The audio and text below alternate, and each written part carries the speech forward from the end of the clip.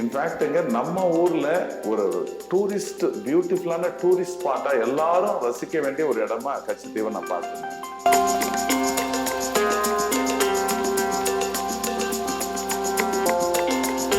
அந்த பிரம்மாண்டம், அந்த அழகு, இதெல்லாம் வந்து அனுபவிச்சாதான் தெரியும். அந்த நீல வானது அந்த மாதிரி ரொம்ப நல்லா இருந்தது.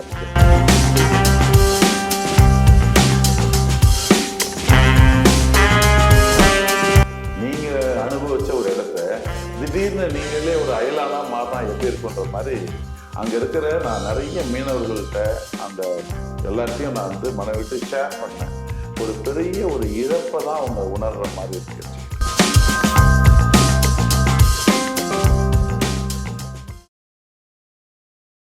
வணக்கம். இன்றைய சந்திப்பில் நம்முடன் இணைந்திருப்பவர் பிரபல வாழ்வியல் பயிற்றுனர் உதய சான்றோன் அவர்கள். வணக்கம். வணக்கம். சமீபத்தில் உங்களுடைய ஃபேஸ்புக் குறிப்பை பார்த்தேன். நீங்க வந்து கச்சத்தீவுல இந்த புனித அந்தோணியார் கோயில் திருவிழாவில் கலந்துருக்கீங்க. அது வந்து எல்லாரும் கலந்துக்க முடியுமா அப்படிங்கிற மாதிரி இல்லை, எளிமையான விஷயம் கிடையாது. ஏன்னா முறையான அனுமதி பெற்று தான் அந்த கோயில் திருவிழாவில் கலந்துக்க முடியும். அந்த அனுபவத்தை கொஞ்சம் பகிர்ந்துங்க. எப்படி அந்த ஆர்வம் உங்களுக்கு வந்தது, எப்படி போயிட்டு வந்தீங்க, அதை பற்றி கொஞ்சம் சொல்லுங்க. என்னுடைய நண்பர் வெல்விஷர் மிஸ்டர் லியோ கண்ணன் இருக்காங்க. அவர் வந்து ஒரு குழு நடத்துறாரு, கச்சத்தீவு நண்பர்கள் அப்படின்ட்டு. அதில் வந்து நான் மெம்பராக இருக்கேன். கிட்டத்தட்ட 2-3 ஆண்டுகளாக வந்து எனக்கு ஆசை போகணும் அப்படின்ட்டு அவங்களுடைய சிலிர்ப்பான அனுபவத்தெல்லாம் அவங்க ஷேர் பண்ணும்போது, நம்ம பல நாடுகளுக்கு போயிருக்கோம், பல இடங்கள். இப்போ புக்கெட்லாம் பார்த்தீங்கன்னா பியூட்டிஃபுல்லான ஒரு லொக்கேஷன், தாய்லாண்ட்லேருந்து ஒரு ட்ராவல் பண்ணி போகிறது, போட்டிங்கில் போகிறது. பட் என்னதான் இருந்தாலும் நம்ம ஊரில் இது மாதிரி ஒரு பிளேஸ் இருக்கே, நம்ம ஏன் பார்க்காம இருக்குமே அப்படின்ட்டு ஒரு தவிர்ப்பு இருந்தது. பட் நல்ல வாய்ப்பாக வந்து பார்த்தீங்கன்னா அது வந்து நண்பர்கள் மூலயமா அதை ப்ராசஸை பண்ணி, அதுக்கப்புறம் ஃபஸ்ட்டு வந்து போலீஸ் வெரிஃபிகேஷனுக்காக ஒரு லெட்டர் வந்து இது பண்ணாங்க. 500 rupees கட்டணும். அதுக்கப்புறம் வந்து போலீஸ் வெரிஃபிகேஷன் வருவாங்க. அது அந்த குறிப்பிட்ட டைமுக்குள்ளே முடிச்சு எந்த கேஸும் இல்லை அப்படின்ற பட்சத்தில் வந்து உங்களுக்கு வந்து இந்த அனுமதி சீட் தராங்க. ஒரு சின்ன ஒரு போஸ்டல் கார்டு மாதிரி. இது எங்க நம்ம அனுமதி வாங்கணும்? அனுமதி வந்து நம்ம ராமேஸ்வரத்தில் தான் வாங்கணும். மீனவர்கள் அந்த அமைப்பு மூலியமா தான் நீங்க ப்ராசஸ் பண்ணணும். கப்பற்படைகிட்ட வாங்கணும். ஆமாம், கடற்படைகிட்ட அவங்க அதை கைட் பண்ணுவாங்க. அதுக்கப்புறம் ஒரு பாஸ் ஒன்று கொடுக்குறாங்க. அது வந்து 1 day பாஸ் மாதிரி. அது நீங்க போகும்போதும் அங்க என்ட்ரி, அதுக்கப்புறம் ரிட்டர்ன் வரும்போதும் அது மாதிரி. ஸோ அதை நம்ம வச்சுக்கணும். கூட உங்க என்னென்னலாம் பொருள் எடுத்துட்டு போறீங்கன்றது டிக்ளரேஷன் பண்ண சொல்றாங்க. எப்படி நீங்க நார்மலா இமிகிரேஷன் இருக்கும் அதே மாதிரி ப்ராசஸ் தான் இருக்கு. செல்போன்லாம் எடுத்துட்டு போகலாம். நீங்க எல்லாமே அவங்க கரெக்டா ஃபாலோ பண்றாங்க. ப்ராப்பரா எத்தனை பேர் உள்ள போறாங்கன்ற லிஸ்ட் எல்லாம் படிக்கிறாங்க. ஒவ்வொரு போட்லயும் ஒரு 40 பேர், 25 பேர், 50 பேர் அந்த மாதிரி தான் வச்சிருக்காங்க. அந்த நேமு, அந்த பாஸ்போர்ட், அந்த கொடுக்குற அந்த கார்டு, ஃபோட்டோ வெரிஃபிகேஷன்லாம் பார்த்துட்டு ப்ரூஃப்லாம் வெரிஃபை பண்ணதுக்கப்புறம் தான் உள்ளார அலோவ் பண்ணுறாங்க. நீங்கள் என்னைக்கு எத்தனை மணிக்கு புறப்பட்டீங்க, எத்தனை மணிக்கு அங்கே போய் சேர்ந்தீங்க, அந்த கடற்பயணம் எப்படி இருந்தது? ஆக்சுவலாக நான் வந்து 27ஆம் தேதி இங்கேருந்து சென்னையிலேருந்து கிளம்பிட்டேன். நண்பர்களோட காரில் போயிட்டு அங்கே ஒரு சுற்றுலா விடுதியில் ஸ்டே பண்ணியாச்சு. மறுநாள் காலையில் கிளம்பி ஒரு 10 மணிக்கெலாம் வர சொல்லிட்டாங்க. 10 மணிக்கு போனோம். நல்ல பயங்கர க்ரௌடு இருந்தது. பேட்சாக தான் அலோவ் பண்ணாங்க. அந்த விதத்தில் வந்து எங்களுடைய பேட்ச் வந்து 72. ஸோ அது 40 பேர் ஒரு அந்த பேட்ச் வச்சுருக்காங்க. அதில் நாங்கள் போனோடனே கரெக்டாக ஒரு 11:30-12 மணி வாக்கிலலாம் எல்லாம் என்ட்ரி முடிச்சுட்டு உள்ளே போயாச்சு.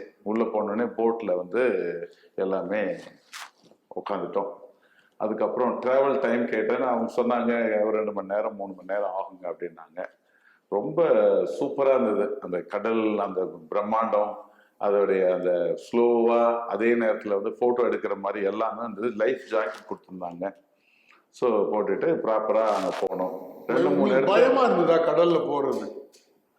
ஒரு த்ரில்லிங்காக தான் இருந்தது. ஏன்னா இது வந்து நார்மலாக ட்ராவல் பண்ணுற மாதிரி இல்லை இல்லையா. இப்போ நீங்கள் நார்மலாக வந்து பெரிய பெரிய போட்டில் நீங்கள் போகிறீங்க அப்படின்னா சேர் இருக்கும், உங்களுக்கு ப்ராப்பராக உங்களுக்கு எல்லாமே அரேஞ்ச்மெண்ட்ஸ் இருக்கும், மற்றது எல்லாமே இருக்கும் இல்லையா. இது வந்து ஃபிஷிங் போட்டில் தான், ஒரு பெரிய பெரிய ஃபிஷிங் போட்டில் அதுலேயே வந்து நமக்கு உட்காந்து உள்ளாரையும் சீட் இருக்குது, டிரைவிங் சீட். பின்னாடி வந்து உட்கார இடம் இருக்குது, அதுக்கு பின்னாடியுமே இடம் இருக்குது.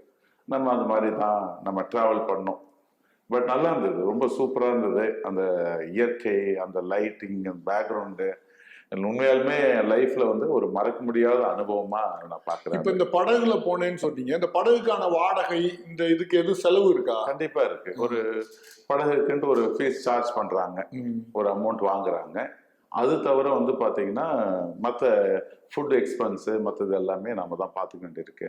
அந்த மாதிரி தான். எத்தனை மணிக்கு அங்க போனீங்க கச்சத்தீவு? கரெக்டா ஒரு 4 மணிக்கெல்லாம் போயிட்டோம். அங்க போனதுக்கு அப்புறம் பாத்தீங்கன்னா ப்ராப்பரா அங்கேயும் ஒரு இமிகிரேஷன் வச்சு இலங்கை கடற்படையும் அங்க இருப்பாங்கல்ல. இலங்கை கடற்படை கோஸ்டல் இது எல்லாமே ராணுவம் எல்லாமே ப்ராப்பரா இருக்காங்க. போன உடனே ப்ராப்பரா அந்த குரூப்பா வர சொல்றாங்க. வந்த உடனே திரும்பி செக்கிங் பண்ணிட்டு உள்ள அனுமதி பண்றாங்க. அந்த மாதிரிதான் உள்ள போனோம். சாப்பாடு எல்லாம் எப்படி இங்க இருந்து? நாங்க இங்க இருந்து பார்சல் பண்ணிட்டு போனதுதான். அங்க வந்து சாப்பாடு வந்து நம்ம எதிர்பார்க்க நைட் தங்கி இருந்தீங்க? நைட் ஸ்டே பண்ணிருந்தோம். நம்ம ஊர்ல இருந்து ஒரு 3650 பேர் போயிருந்தோம். அங்க ஸ்ரீலங்கால இருந்து இது வரைக்கும் வந்து இவ்வளவு கூட்டம் வந்தது இல்லைங்களா? 90,000 பேர் வந்திருந்தாங்க. 90,000 பேர் சொல்றாங்கன்னா மோர் தென் 11,000 பீப்புள் இருக்குன்றாங்க. அவ்வளவு கூட்டம் வந்திருக்கவே ரொம்ப ஜாம் பேக்டா இருந்தது. அது வந்து ஆக்சுவலா 275 ஏக்கர்ல ஒரு ரம்யமான ஒரு கோஸ்டல். இப்போ ஒன் சைடு தான் கரை இருக்குன்னுவாங்கல்ல, இது அந்த தீவுனாவே எல்லா பக்கமும் உங்களுக்கு கடலுக்கு நடுமையத்துல இருக்கிற தானே தீவு. அது பியூட்டிஃபுல்லான ஒரு இது. ஃபுல்லா பூவரச மரங்கள் இருந்தது. ஃபுல்லா அடர்த்தியான, எப்படி நீங்க பிச்சாவரம் போனீங்கன்னா அது அடர்த்தியான காடுகள் இருக்கு. ஆனா கீழே வாட்டர் போகுது, அங்க வாட்டர் எல்லாம் போகாது, எல்லாமே மண் மேடா தான் இருக்கு. அதுல புனித அந்தோனியர் டெம்பிள் ஒரு ரொம்ப ரம்மியமான ஒரு டெம்பிள். ஒரு அதாவது ரொம்ப ஒரு ஹோலி பிளேஸ் அது.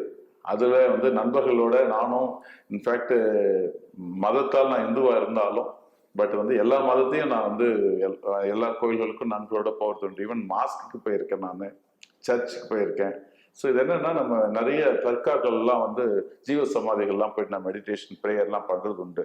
அந்த விதத்துல இந்த கச்சத்தீவு ஒரு தமிழனா அதை எக்ஸ்ப்ளோர் பண்ணணும்ட்டு எனக்கு ஒரு ஆசை நிறைய. அந்த திருவிழா எப்படி நடந்ததுங்கிறத கொஞ்சம் சொல்லுங்களேன். எப்படி நடந்தது, என்ன திருப்பலி அந்த இதெல்லாம் பண்ணுவாங்கல்ல, பிரார்த்தனை இதெல்லாம் பண்ணுவாங்கல்ல? ஆக்சுவலா உண்மை என்னன்னா, நாங்க போறதுக்கு முன்னாடியே அந்த அரேஞ்ச்மெண்ட்ஸ், அங்க பீப்புள் லோக்கல்ஸ்லாம் வந்து ஃபுல்லா ஆக்குபை பண்ணிட்டாங்க சரௌண்டிங்ஸ் எல்லாம். அந்த இலங்கை. ஆமா, லக்கிலி என்னுடைய நண்பர் வந்து அங்க வந்து தமிழர்கள் மட்டும் வராங்களா, சிங்களர்கள் வராங்க? சிங்களர்களும் வராங்க. தமிழர்கள் வந்து ஒரு 60% வராங்கன்னா சிங்களவர்களும் கலந்து தான் வர்றாங்க. நிறைய கடைகள்லாம் லெஃப்ட் ரைட் போட்டிருக்காங்க.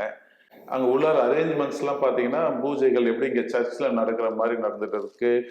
இது மந்திரங்கள் ஓதிட்டு இருக்காங்க, ஐ மீன் பாடல்கள் பாடிட்டு இருக்காங்க.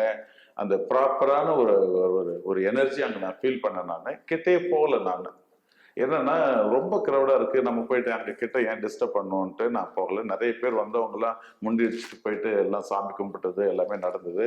அந்த சிலுவையை தூக்கிட்டு வந்து ஊர்வலமா வந்தாங்க. பூசை அப்படின்றாங்க அது. அந்த மாதிரி பொதுவா அப்படி சொல்லுவாங்க. பூசை அது மாதிரி நைட் இருந்தது, காலையில இருக்கு அப்படின்னாங்க. ஸோ ஒரு 3 மணி வாக்குல நைட்டுக்கு மெயின் காலையில எனக்கு தூக்கம் பிரிஞ்சிச்சு. நான் அங்க மெடிடேஷன் ஒரு 1 hour போயிட்டு கம்ப்ளீட்டா உட்காந்து ப்ரேயர்லாம் பண்ணிட்டு, அதுக்கு பின்னாடியே வந்து பாத்தீங்கன்னா ஃபேமிலிக்காக நீங்க ப்ரே பண்ணலாம், வேண்டுதல்கள்லாம் வந்து எழுதி கொடுத்துட்டு ஒரு ஃபீஸ் நம்ம அது கட்டணும். அதை வந்து அங்கேயே வாசிக்கிறாங்க. அதுவும் நடந்தது. அதுக்கப்புறம் எல்லாம் முடிச்சுட்டு அங்கேயே ஒரு காலையிலையும் எல்லாமே பூஜைகள் எல்லாமே நடந்து முடிச்சுட்டு அதுக்கப்புறம் ஒரு 9 அந்த வாக்கில் வெளியில வந்தோம். திரும்பி 12, 1 மணி 2 மணி ஆயிடுச்சு. நாங்க அந்த எமிகிரேஷன் திரும்பி முடிச்சுட்டு வெளியில வர்றது. என்னன்னா, ஒரே இந்த வாட்டி கொஞ்சம் வந்து பிளானிங்ல கொஞ்சம் சொதப்பிருந்தாங்க. என்னன்னா, பொதுவா ஸ்ரீலங்கால இருந்து வரவங்களுக்கு செப்பரேட் ஹார்பர் மாதிரி ஒரு பிளேஸும், இங்க இருந்து போற தமிழர்களுக்கு செப்பரேட்டாவும் என்ட்ரி எக்ஸிட் என்ட்ரி கொடுப்பாங்க. இன்னும் அவுட்டும் எல்லாம் ஒரே இதுல கொடுக்கவே ஃபுல்லா ஜாம் பேக்டா மக்கள் வந்து போறவே கொஞ்சம் திணற அடிக்கிற மாதிரி ஆயிடுச்சு. பட் இருந்தாலும் நாங்க பொறுமையா, இது ஒரு எக்ஸ்பீரியன்ஸ் தானே, அவசரப்படாம வந்து இருந்து அதுக்கப்புறம் வெளியில வந்தோம். இந்த இரவுல வந்து இந்த குளிர் இதெல்லாம் இருந்திருக்குமே? அதாவது நம்ம நேச்சுரலா இங்க இருக்கிற மாதிரி தான் இருந்தது. பனி இருந்தது. சாப்பாடு எடுத்துட்டு போனதே நைட்டு சாப்பிட்டீங்களா? ஆமா, நைட்ல எடுத்துட்டு போனதே சாப்பிட்டோம். இன்ஃபேக்ட் நாங்க நண்பர்கள்லாம் கூட ஷேர் பண்ணோம். அங்கேயும் நிறைய பேர் உணவு வந்து எடுத்துட்டு வந்தாங்க. எடுத்துட்டு வந்து கொடுக்குறாங்க, சாப்பிடுங்க அப்படின்ட்டு ஒரு அன்போட பகிர்ந்துட்டாங்க. இன்ஃபேக்ட் அங்க இலங்கை தமிழர்களுடைய அந்த பாசத்தை, அவங்களுடைய அந்த கேர்லாம் பார்க்கும்போது ரொம்ப சூப்பரா இருந்தது. ரொம்ப அவங்களுடைய அந்த கருத்துக்கள், அவங்களோட பேசுறதுக்கான வாய்ப்பு எல்லாம் கிடைச்சதா? அவங்க என்ன மாதிரி பேசுறது, என்ன மாதிரி சொல்றாங்க, சூழல் இலங்கையில உள்ள சூழல், பொதுவா அந்த கச்சத்தீவு தொடர்பான இது தகவல்கள் அதுதான் நான் வந்து நண்பர்களோட ஷேர் பண்ணிட்டு இருந்தேன். இன்ஃபேக்ட் கடல் பயணத்துல இருந்தே போகும்போது என்னுடைய ஆர்வம் என்னன்னா, இது என்ன எப்படி உருவாச்சு என்ன அப்படின்னும் போது அந்த மக்களுடைய ஷேரிங் நான் சொல்றதுக்கு முன்னாடி அந்த மீனவர்களுடைய அனுபவத்தையும் ஷேர் பண்ணணும்னு நினைக்கிறேன். மீன் வந்து பாத்தீங்கன்னா கச்சத்தீவு நியர்பைல நல்ல மீன் வளம் நல்லா இருக்கு. அங்க ராமேஸ்வரம் பக்கத்துல இருக்கிறத விட அதனால அவங்க என்னன்னா கொஞ்சம் கடல் கடந்து வந்து அந்த மீன் பிடிக்கணும்னு ஆசைப்படுறாங்க. ஐ மீன் எல்லை கடந்து ஆனா வந்து ஒரு காலத்துல வந்து இயல்பாவே இருந்தது. நம்ம அந்த வரலாறுலாம் நீங்க படிச்சீங்கன்னா தெரியும். அது தமிழர்களுக்கு சொந்தமான மண்ணு. அங்க வந்து இது என்ன சொல்லுவாங்க, அதோடைய வலைய உலர்த்தி போடுறது, ரெஸ்ட் எடுக்கிறது, ஓய்வு எடுத்துட்டு திரும்பி மீன் பிடிக்க போற சொல்லக்கூடிய ஒரு அற்புதமான பிளேஸா இருந்தது. இப்ப என்னன்னா அவங்களுக்கு ஒரு பெரிய டிஸ்கனெக்ட் ஆயிடுச்சு. அது கடல்ல போகும்போது ஒரு எல்லையும் உங்களுக்கு மார்க் பண்ண மாதிரி 100% உங்களால வளமான பகுதி, ஆனா அங்க போக கூடாதுன்னு ஒரு தடை இருக்கு. அந்த மாதிரி இருக்கும்போது அவங்களுடைய வாழ்வாதாரம் மிகப்பெரிய சிக்கலாகி பல ஆயிரம் பேர் இறந்ததை நீங்க பார்த்திருப்பீங்க. சில தவறான சில முடிவுகள் வந்து எப்படி ஒருத்தவங்களுடைய வாழ்க்கை தரத்தையே மாத்திருதுன்றதுக்கு உதாரணமா அவங்களுடைய ஃபீலிங்ஸ் எல்லாம் ஷேர் பண்ணாங்க. இன்ஃபேக்ட் நான் எப்படி பாக்குறேன்னா அந்த அனுபவத்துல இன்ஃபேக்ட்ங்க நம்ம ஊர்ல ஒரு டூரிஸ்ட் பியூட்டிஃபுல்லான டூரிஸ்ட் ஸ்பாட்டா எல்லாரும் ரசிக்க வேண்டிய ஒரு இடமா கச்சத்தீவை நான் பாக்குறேன் நான். ஏன் அப்படின்னா நீங்க அங்க இருந்து ராமேஸ்வரத்துல இருந்து அழகா ஒரு போட்டிங் எக்ஸ்பீரியன்ஸ் வந்துட்டு அங்க வந்து இருந்து நீங்க அங்கேயே நீங்க இன்ஃபேக்ட் கொஞ்சம் டூரிசத்துக்கு நீங்க இன்னும் கொஞ்சம் ஒரு அற்புதமான ஒரு டூரிஸ்ட் பிளேஸா இருக்கும். பட் என்னன்னா இது எல்லாரும் போக முடியாத அளவுக்கு ஆயிடுச்சு. மால்டீவ்ஸ் எல்லாம் இருக்குல்ல, அதோட சின்ன மால்டீவா இதை மாத்த முடியும். 100% மாத்த முடியும். இப்ப எப்படி இருக்கு பாத்தீங்கன்னா பல கோடி பணம் வச்சிருந்தாலும் நீங்க உங்க வாழ்க்கையில நீங்க போக முடியாத ஒரு பகுதியா அது மாறி போயிருக்கு. வருடத்துல ஒரே ஒரு நாள் தான் அந்த கோவிலுக்காக மக்கள் போற இடமா அது மாறி போயிடுச்சு. இப்ப நீங்க எல்லா ஆண்டுகளில் எல்லா நாட்களும் நீங்க அனுமதி எல்லாம் வாங்க முடியாது. கரெக்ட். அந்த அந்தோனியார் திருவிழாவுக்கு மட்டும் தான் உங்களுக்கு அனுமதி இல்லைன்னா நீங்க கச்சத்தீவை நீங்க நினைச்சே பார்க்க முடியாது. அப்படிதான் இருக்கு. பட் அந்த மக்கள்லாம் பாத்தீங்கன்னா ரொம்ப அன்போட பேரன்போட அவங்க நடந்துகிட்ட விதம், அவங்களுடைய அந்த தமிழர்கள் நம்மளை பார்க்க வந்தது, இன்ஃபேக்ட் எக்ஸ்சேஞ்ச் இந்த பண்டமாற்று முறை அங்கதான் பார்த்தோம். நாங்க போகும்போது என்ன பண்ணியிருந்தோம்னா என்னுடைய நண்பர் எக்கச்சக்கமா பாக்கெட்டா வேர்க்கடலைய நாங்க பிரிச்சு எடுத்துட்டு போயிருந்தோம். நாங்க அங்க போயிட்டு கொடுக்கும்போது அந்த வேர்க்கடலையை அவ்வளவு பாசமா அதை அவங்க ரசிச்சு வாங்குறாங்க. அது மாதிரி அங்கேயும் நிறைய சோப் ஐட்டம்லாம் நிறைய இருந்தது. அதே மாதிரி நிறைய அங்க அந்த ஊர் பொருட்கள்லாம் இருந்தது. அதுவுமே வாங்கிட்டு வரக்கூடிய ஒரு வாய்ப்பு. சென்னைக்கு மிக அருகில் நம்ம சொல்றது மாதிரி தமிழ்நாட்டுக்கு மிக அருகில் இருக்கின்றது. ராமேஸ்வரத்தில் தமிழ்நாட்டுல இருந்து ஒரு கிட்டத்தட்ட ஒரு 18 20 கிலோமீட்டர்ல இருக்கக்கூடிய ஒரு அற்புதமான தீவு. ஆனா அது என்னன்னா டைரக்டா நீங்க போகும்போது என்ன பண்ணிட்டாங்கன்னா நேரா இப்படி போய் அதுக்கப்புறம் இப்படி வந்துன்ற மாதிரி கோஸ்டல்ல அங்கங்க செக்கிங் வச்சு அங்கங்க நம்பர்ஸ் கரெக்டா இருக்காங்களான்னு பார்த்து வெரிஃபிகேஷன் பண்ணி அது ஒரு பெரிய, நான் இன்ஃபேக்ட் வெளிநாடுகள்லாம் போனா எப்படி ஒரு ப்ராசஸ் இருக்குமோ அந்த மாதிரி ஒரு ப்ராசஸ் தான் நான் பார்த்தேன் நான்.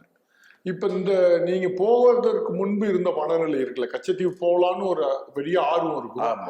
கச்சத்தீவு போய் வந்த பிறகு மனநிலை எப்படி இருக்கு? அந்த அனுபவம் எப்படி உங்களுக்கு இருக்குது? அனுபவம் எப்படி இருக்குன்னா ரொம்ப ஒரு கடல் பயணம் ரொம்ப அழகா அற்புதமா இருந்தது. அந்த கடல் பயணத்தை நான் எப்படி டைட்டானிக் வார்த்தைகள் இல்லையா, டைட்டானிக் கப்பல்ல நீங்க வந்து எப்படி காதலன் காதலி வந்து அந்த இதை வந்து 2 பேரும் அந்த முன்னாடி அந்த கூர்மையான முனைப்பகுதியில இருந்து நிப்பாங்களோ அந்த மாதிரி நான் நின்று எடுத்த புகைப்படங்கள், அதுல நான் எடுத்துக்கிட்ட வீடியோக்கள்லாம் இருக்கு. அது மாதிரி அந்த ஒரு பசுமையான அந்த நினைவு வந்து சூப்பரா இருந்தது.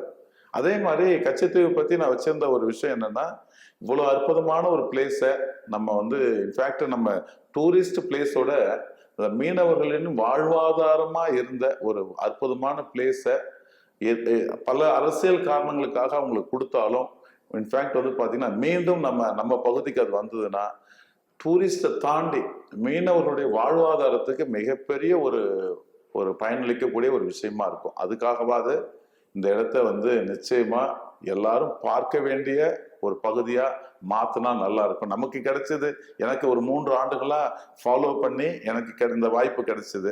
எத்தனை பேருக்கு இது மாதிரி ஒரு எக்ஸ்பீரியன்ஸ் கிடைக்கும்? ஸோ இது வந்து எல்லாரும் அந்த ஸ்பேஸை வந்து உண்மையாலுமே பார்க்க வேண்டிய ஒரு அற்புதமான பிளேஸுங்க.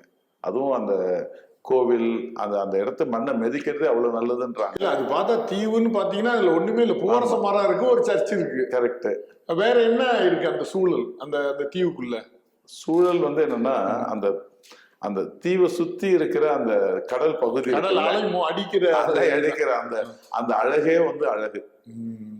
அது நிறைய நீங்க கோஸ்டல் ஏரியா நீங்க போயிருந்தாலும் அந்த தீவை சுத்தி இருக்கிற அந்த சூழல், அந்த கடல் பயணம், ராமேஸ்வரத்துல இருந்து நம்ம அந்த டிராவல் பண்ற அந்த பயணம், அந்த கடல் அனுபவம் இருக்குல்ல, அது வந்து சூப்பரா இருக்கு. நீங்க ஒரு கப்பல் பயணம் போயிட்டு வந்தா எந்த அளவுக்கு நீங்க ஃபீல் பண்ணுவீங்க. கப்பல் பயணத்துல இருந்துன்னா நீங்க உயரமான பகுதியில இருந்து கப்பலை பார்ப்பீங்க. இது நீங்க வந்து ஒரு தண்ணிக்கும் போட்டுக்கும் பெரிய டிஃபரன்ஸே கிடையாது உங்களுக்கு. கொஞ்சம் சின்ன பகுதியிலேயே அது நிக்கும் போய் இன்னைக்கு அந்த அளவுக்கு இருக்கும்போது அது ஒரு ஷிப்பு போற மாதிரி அந்த தண்ணி கிழிச்சிட்டு அந்த போற அந்த ஸ்பேஸ், அந்த பிரம்மாண்டம், அந்த அழகு, இதெல்லாம் வந்து அனுபவிச்சாதான் தெரியும். அந்த நீல அது அந்த மாதிரி ரொம்ப நல்லா இருந்தது எனக்கு. இன்ஃபேக்ட் ஒவ்வொருத்தரும் காண வேண்டிய ஒரு பகுதி இது. ஃபியூச்சர்லயாவது நம்ம பக்கம் இது வந்ததுன்னா நிச்சயமா ஒரு மிகப்பெரிய ஒரு வரலாறு நம்ம வந்து நமக்கும் சரி மீனவர்களுக்கும் ஒரு பயனுள்ளதா இருக்கும். இப்போ நீங்க முன்னாடியே குறிப்பிட்டீங்க, மீனவர்களோட நான் பேசினேன், நமக்கு மீன் வளம் நிறைந்த பகுதியா அந்த கச்சத்தீவு பகுதி தான் இருக்கு. ஆனால் ஒரு நாட்டோடைக்கு சொந்தமா மாறுறதுனால அது எல்லை மீறி மீன் பிடிக்கிறதா கருதப்படுது. பொதுவாக அவங்களோட கவலை என்னவா இருக்கு? மீனவர்களுடைய கவலை என்னவா இருக்கு? ஆக்சுவலா ஒரு உண்மையை சொல்லணும்னா, நீங்க ஒரு ஆசையா ஒரு வீடு வச்சிருக்கீங்க, இல்லைன்னா ஒரு சொத்து வச்சிருக்கீங்க, நண்பர்களுக்காக இல்லைன்னா வேற யாருக்காக நீங்க கொடுத்துட்டீங்க அப்படின்னா, அந்த கொடுத்த இடத்த நீங்களே பார்க்கலாம் எப்படி இருக்கும்? நீங்க உருவாக்குனது, நீங்க அனுபவிச்ச ஒரு இடத்த திடீர்னு நீங்களே ஒரு அயலானா மாறினா எப்படி இருக்குன்ற மாதிரி அங்க இருக்கிற நான் நிறைய மீனவர்கள்ட்ட அங்க எல்லாத்தையும் நான் வந்து மனவிட்டு ஷேர் பண்ணேன். ஒரு பெரிய ஒரு இழப்பை தான் அவங்க உணர்ற மாதிரி இருக்கு. நம்ம வாழ்ந்த இடம், நம்ம அனுபவிச்ச இடம், நமக்கே இன்னைக்கு நம்ம போக முடியாத மாதிரி இருக்கு. சரி, ஏன் அது அங்க போறதால என்ன அப்படின்னு? இல்லைங்க, அங்க போகும்போது எங்களுக்கு அந்த மீன் வளம், அங்க நல்ல டீப் சி, அந்த இடத்துல வந்து அரிதான மீன்கள் வந்து நிறைய மீன் வளம் நிறைய இருக்கு. அங்க போனா நெட்டை கட் பண்ணிடுறாங்க, போட்டை பிடிச்சிட்டு போயிடுறாங்க, இது நடக்குதுன்னும் போது இன்ஃபேக்ட் வந்து இப்பயும் அக்ரிமெண்ட்ல இருக்குங்களா? என்ன இருக்காங்கன்னா, மீன் பிடிக்கலாம், அந்த இடத்துக்கு வந்து உலர்த்தலாம், நைட்டு மட்டும் தங்கக்கூடாது, அக்ரிமெண்ட்ல இருக்கு. ஆனா ராணுவமோ இது வந்து அரசியல் அமைப்புகள்ல என்ன நடக்குது? இப்ப நாம என்னுடைய பார்வை என்னன்னா, அவங்கள்ட்ட பேசும்போது சார் நிறைய மீனவர்கள் சொன்னது, ஆயிரக்கணக்கான கோடியை வந்து ஸ்ரீலங்கன் கவர்மெண்ட்டுக்கு இந்திய அரசு கொடுத்துருக்கு. அதை கொடுக்கறது போது அதுக்கு இந்த கச்சத்தீவு எங்களுக்கு ரிட்டர்ன் கொடுத்துருன்னா கேட்டிருக்கலாமா இல்லையா? வெறும் கடனா கிடக்குது அங்க போயிட்டு. நம்ம இடம், நம்ம மீனவர்களுக்கு ஒரு வாழ்வாதாரமா இருக்கக்கூடிய இடம். இதுல மெயினா வந்து உயிர் பலி நடக்காது. அவங்க நம்ம இடமா இருந்ததுன்னா டூரிஸ்ட் கொடுக்குறீங்க, போறதுனால தானே துப்பாக்கி டூரிஸ்ட் மற்ற விஷயம் நடக்காம இருக்கிறதுக்கு அட்லீஸ்ட் இந்த இடம் ஒரு இலைப்பாறுவதற்கும், அங்கேயே கூட ஃபியூச்சர்ல இங்க எப்படி வந்து டீசலுக்காக திரும்பி இவ்வளவு தூரம் வர மாதிரி இருக்கிறதுக்கு பதில் அங்க ஒரு பெரிய உங்களுக்கு வந்து மீன் பிடிக்கிறதுக்கு என்ன இப்ப பொதுவா சொல்லுவாங்க இல்லைங்களா, டீசல் போடுறதுக்கான ஒரு ஹப்பாவோ வேற ஏதாவது ஒரு ஸ்டோரேஜ், மீனை வந்து ஸ்டோர் பண்ணி வைக்கக்கூடிய ஒரு மிகப்பெரிய, இப்ப இங்கெல்லாம் பாத்தீங்கன்னா நிறைய கோல்ட் ஸ்டோரேஜ் பிளேசஸ் எல்லாம் வைக்கிற மாதிரி, அந்த மாதிரி ஏதாவது கிரியேட் பண்ணோம் அப்படின்னா இன்னும் கூட சூப்பரா இருக்கும். இல்ல, இன்னொரு பாக்கம் நம்ம பார்த்தோம்னா, இலங்கை தமிழ் மீனவர்களுடைய கருத்தையும் நம்ம வந்து கணக்குல வச்சுக்கணும்ல. அவங்களோட மீன் வளத்தை வந்து நம்ம சுரண்டது மாதிரி அவங்க நினைப்பாங்கல்ல? நிச்சயமா நினைக்கல. அங்க வந்து அவங்க நிறைய மீனவர்கள் அங்க யாருமே இவங்களை எங்க இடத்த வந்து அவங்க மீன் பிடிக்கிறாங்க, அவங்களோட அண்ணனும் தம்பியுமா உறவாதான் அவங்க இருக்காங்க. அவங்க நான் பேசின வரைக்கும் அவங்கள ஒரு வெறுப்பாவோ இவங்களும் சொல்லல. அங்க இருந்த மீனவர்கள் சில பேர் நான் பார்த்து பேக்கும்போது அவங்களும் இங்க வராங்க பிடிக்கிறாங்கன்னுலாம் சொல்லல. இங்க என்ன இஷ்யூனா, தொப்புள் கொடி உறவு. உதாரணத்துக்கு சொல்லணும்னா, அந்த மீனவர்கள்ல கிட்டத்தட்ட 80%, 60 to 70% அங்க கேள்விப்பட்ட வரைக்கும் மீனவ சமுதாயத்தை சேர்ந்தவங்க இலங்கை தமிழர்கள் தான் அங்க வந்து மீன் பிடிக்க அங்க கோயிலுக்கு வராங்க. இது ஒரு பகுதி. இன்னும் இது மாதிரி வராத மற்ற மதத்தை சேர்ந்தவங்களும் எவ்வளவு பேர் இருக்க வாய்ப்பு இருக்கு. இங்க இருந்தும் போறாங்க. அங்க போறவங்க யாரும் வெறுப்பையோ கோவத்தையோ வன்மத்தையோ அங்க கக்கி நான் பார்க்கல. அவ்வளவு கூட்டம் இருந்தும் அந்த கோவில் அந்த எனர்ஜினுடைய அந்த ஃப்ளோல எது எல்லாமும் அழகா பொறுமை காத்து எல்லாம் மேனேஜ் பண்ணி மக்கள் வந்துட்டாங்க. அங்க அவங்களுக்குள்ள எந்த பகையும் நான் பார்க்கல. நான் பார்த்த வரைக்கும் ஒரு வாழ்வியல் பயிற்றுனரா எனக்கும் சில பாடி லாங்குவேஜ் அப்சர்வேஷன் மக்களுடைய அந்த ஹேட்ரட்னஸ் இருக்கான்னு பார்த்தா இல்லை. இப்ப இது வந்து என்னன்னா ரொம்ப சிம்பிள், ஒரு அரசியல் ரீதியாக எடுக்கப்பட்ட ஒரு மக்களுடைய உணர்வுகளை புரியாமல் எடுக்கப்பட்ட ஒரு முடிவு மாதிரி தான் நான் பார்க்கிறேன். நான் 2 நாடுகளும் சேர்ந்து ஒரு ஒப்பந்தத்துக்கு ஆளாகி இந்த சுற்றுலாவை மேம்படுத்துறது, மீனவர்களுக்கான இன்னும் கூடுதல் உரிமைகளை பெற்று தர்றதுன்னு அவங்க 2 பேரும் கூடி பேசினா இது கொஞ்சம் நிச்சயமா கூடி பேசி இது வந்து ஒரு அழகான ஒரு சுற்றுலா தலமா மாத்துறது மட்டும் இல்லாம ஆன்மீக ஸ்தலமா, இப்ப வருஷத்துக்கு ஒரு முறை மட்டும் நாங்க ஏன் அந்த இடத்துக்கு அந்த கோவில் பூஜைக்கு மட்டும்தான் போகணுமா? நிறைய கிறிஸ்துவ நண்பர்கள் வந்து பல இடங்களுக்கு போறாங்க, எங்கெங்கேயோ போறாங்க உலக நாடுகள்ல.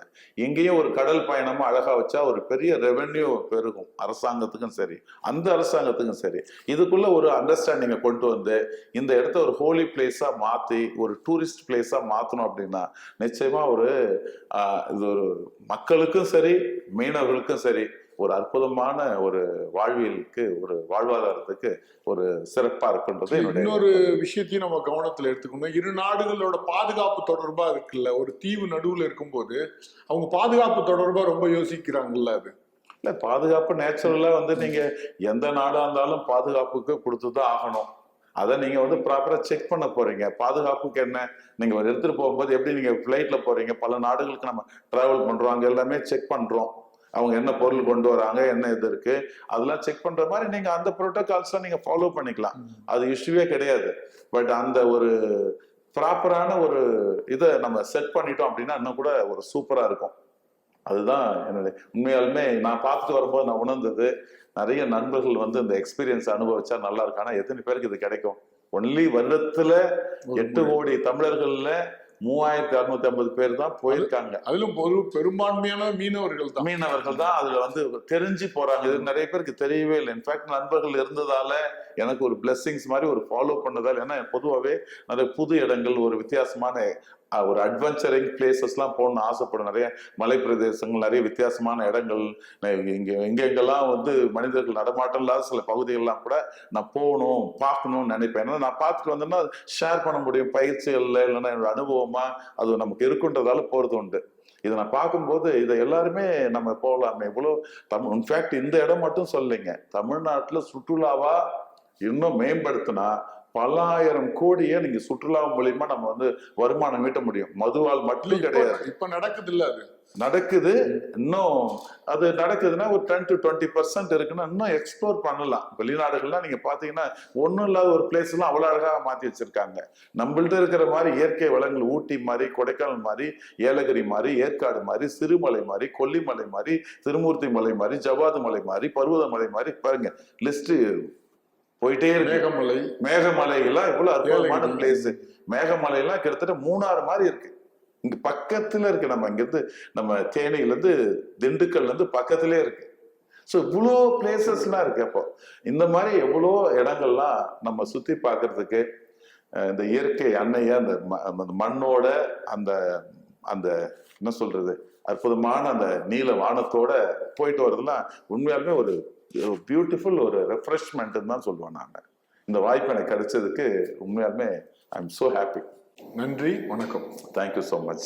இந்த வீடியோ உங்களுக்கு பிடிச்சிருந்தா லைக் பண்ணுங்க, ஷேர் பண்ணுங்க, கமெண்ட் பண்ணுங்க.